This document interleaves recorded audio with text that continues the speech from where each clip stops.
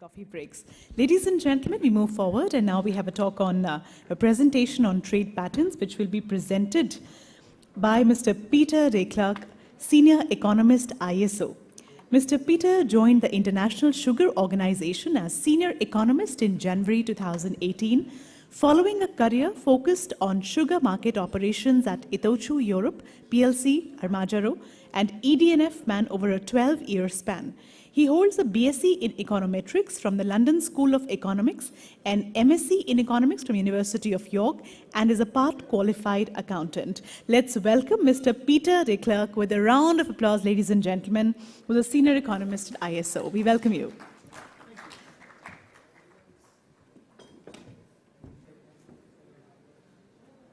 Good afternoon, everyone. It's a pleasure to be here today with you. I'm going to be talking about trade patterns, and that obviously is very much integral to the session we're going to have after the coffee break. So coffee is a requirement, so I'll be going through my slides as briefly as I can. Firstly, I would like to thank the Government of India for hosting us here at this beautiful venue. It is indeed an honor to be here. Also, thanks to the organizing committee for setting up such a wonderful conference and workshop, and indeed our council meetings tomorrow. I think I'm amongst friends here, and my presentation will be looking rather than inside India, which we talked about a lot already today, outside its borders and looking at the emerging vistas we have there. I'm going to be covering broader concepts and leaving the field open to Claudio, who will be talking the statistics after our coffee break.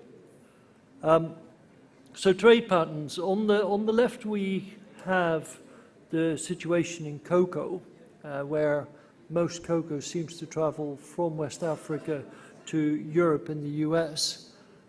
Meanwhile, on the right-hand side, we look at sugar, much more of a spider's web, going from many origins to many destinations. We're undoubtedly all aware that Brazil has become a more dominant exporter, that we'll talk about later. But even for India in 2023, I looked up some of the statistics submitted to the ISO for our yearbook, and I was surprised to find that even with a total volume of 6 million tons, half of the previous year, we still had 65 destinations who took more than 1,000 tons and 17 destinations who took more than 100,000 tons. So still impressive and indeed global. The world of trade patterns obviously depends and is integral to the world of trade agreements. And we have seen in our recent study, 2018, looking at sugar in an evolving trade-pact landscape, a huge number of new agreements, that is the red bars, 565 in total so far, and indeed also agreements that have been abandoned, which are in the grey bars. These agreements are essential to trade. They're also essential to an effective global market. The sugar market in its very nature is tertiary, by which we mean that in most countries the producers are focused on supplying the domestic market first, the preferentials market second, and indeed then the world market third. In these preferential markets, we used to at the ISO look at EU and UK as being one specific area and the US as the other. Rules have changed, yet as you can see from the chart on the right, at the top you have EU prices in the top two lines, both on average and in the better paying region 3, compared to world market prices, where clearly there's been a divergence.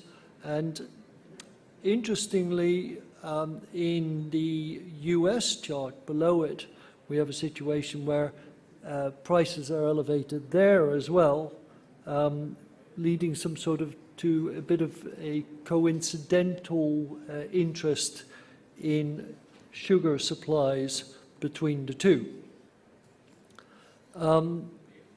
For the broader market, though, it is essential to look at the logistic chain and what each supplier can provide to destination. Here we have some critical factors to consider at origin. You know, a trade pattern is only as good as the origin that you start from and the destination who takes it from your hands. And really looking at the commercialization of sugar at the country where it's produced.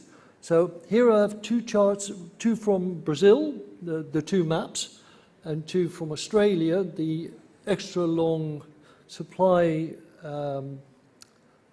conveyor belt to the Lucinda terminal, and indeed a very nice picture of how sugar is loaded onto conveyor belts underneath warehousing. I can tell you I've been to a fair few warehouses. None have been as well lit as that one, so I thank the Australian industry for that. Basically, the requirements, though, are that you have dedicated handling terminals if we're indeed looking for raw sugar supplies, cost-effective movement from inland operations, vessel access, and that's really where this picture of Santos port in Brazil comes in, and the congestions that you might all have heard about or be aware of. And lastly, the service industry that underpins these operations. Looking at the shipment itself, you need to find the right ship for the right cargo, both in terms of size, terms of draft, terms of air draft. If anyone's unfamiliar with that, it's actually the height of the ship when it's empty still needs to fit under the conveyor belt, otherwise you can't put any sugar into the ship. The length alongside, or the length overall as it's defined as, simply for parking the ship. Suitable routes become blocked, let's say, by recent developments in the Red Sea, Suez area, but also water restrictions in the Panama Canal. Lastly, the vessel needs to be required at the right time in the right place. That, I can tell you from first-hand experience, is not always the case. At destination, there are voyages to be had to come actually to the terminal. The journey to Tatenlyle, London, for example, where I live nearby, is much longer than most people think. Similarly, refineries in Bangladesh are some way away from the discharge port. At discharge itself, we have the questions of whether it's operated by the ship, whether it goes into a hopper or on the quayside. Some discharge into barges. It is all possible. How it's conveyed to the operational refinery or indeed its destination, and what is the capacity there. There are many things to consider, and therefore many elements to trade that makes a trade pattern a reliable and good trade pattern. Operationally, fast loading requires fast discharge. Might seem like an obvious thing to say, but it is still a challenging perspective. Different quality sugars are obviously preferred or permitted, and the two need to be a balancing act. The voyage needs to consider operational aspects like bunkering in order to form the backbone of the voyage. And let's not also forget that a voyage is only a certain duration, usually 2 months or so, given time for the ship to arrive, to get on berth, etc., etc. But documentary resolutions can take much longer, up to 2 years. Now, I just want to take you through some of the statistics we do at the ISO, and looking at raw sugar exports. Who's the big trader? Where does it come from? That's a lot of numbers. Forgive me for that. I'm the first person, I think, to show that many numbers on one slide. But conveniently, I've ranked them from 1 to 10. And basically, looking backwards, the rankings change. We lose 5 of them. Top 3 stay in the top 10, but others drop out here and then. Key thing to note going forward, obviously, is that Brazil is now much bigger than it was 40 years ago, or indeed 10 years ago. Also noteworthy is how few exporters actually export more than 500,000 tonnes of raw sugar this year. We can do something similar on the importer side. Same ranking, same numbers, much smaller numbers, fortunately. But there, the notes are that, while we have number 1 and 2 as major consumers who are importers, 3, 4, 6, 8, and 10, that's quite a lot of the numbers, actually look to also refine the sugar to re-export it into regional markets. EU is no longer a feature there, although the numbers come fairly close to becoming 10th. And obviously, Russia is now an exporter most of the time, having been an importer up to 2004. Moving on, I want to just, again, a sheet full of numbers, but with some essence. I just want to show you the Brazilian destinations for selected countries. These are the top 10, and particularly I want to pick out China, which has grown dramatically. The key to the China number is also how little has been shipped so far in 2024. Recently, it has become more seasonal, and that has become a challenging perspective in terms of handling of cargo out of Brazil. Second one to highlight is India and its imports in recent years, and indeed its exports that have come with it, and what a opportunity the white premium has presented to refining at this fine destination. And lastly, just to note that the UAE, with its large warehouse capacity, is indeed capable of importing much more than the capacity of the refinery, and then afterwards processing it over a certain period of time. Looking at Brazil exports in a slightly different manner, we can look at the voyage route that it takes, where it's traded to. So, for simplicity, via Gibraltar is into the Mediterranean, and yes, Saudi Arabia still takes its sugar via that route. That's coloured in blue in the chart. The Indian Ocean region, from Yemen all the way around to Bangladesh, in yellow, and then through the Straits of Malacca for Malaysia, Indonesia, and China, in green. Representing about 80% of all exports out of Brazil. You might ask who's missing. Well, Nigeria is key to that, Canada, US, and indeed North European destinations are the locations that are not charted here. But what's also noteworthy is that when the supply has dropped, the blue charts have stayed fairly constant.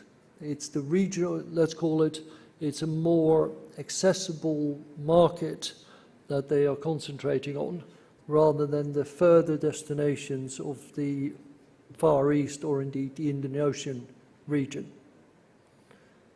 For white sugar trading patterns, it's mostly containerized, which makes tracking flows more challenging. It's all about how much in a container to what destination, and indeed looking at shipments in bulk where we can, although that has continued to be challenging, both due to the scrapping of BIBO vessels and indeed the issues of having cargo loose in a hold. The chart on the right there just showing recent movements in the container costs, which seems to have shot up quite considerably over the last couple of weeks and causes some concern for those watching and considering a white sugar export. Global trading patterns, just to summarize some of the points made, looking at Brazil, it's a challenging origin in terms of the constricted throughput through Santos and Paranagua. Other origins really looking at regional markets and footholds either through free trade agreements or indeed through preferential programs. on the white sugar end, obviously looking for value added, looking for toll refiners. It should be mostly, well, MENA rather than just Mediterranean demand, and indeed good destination interest for Indian sugar more recently. Latest developments, well, there are still negotiations going on all sorts of aspects of free trade agreements, and those numbers are going to expand.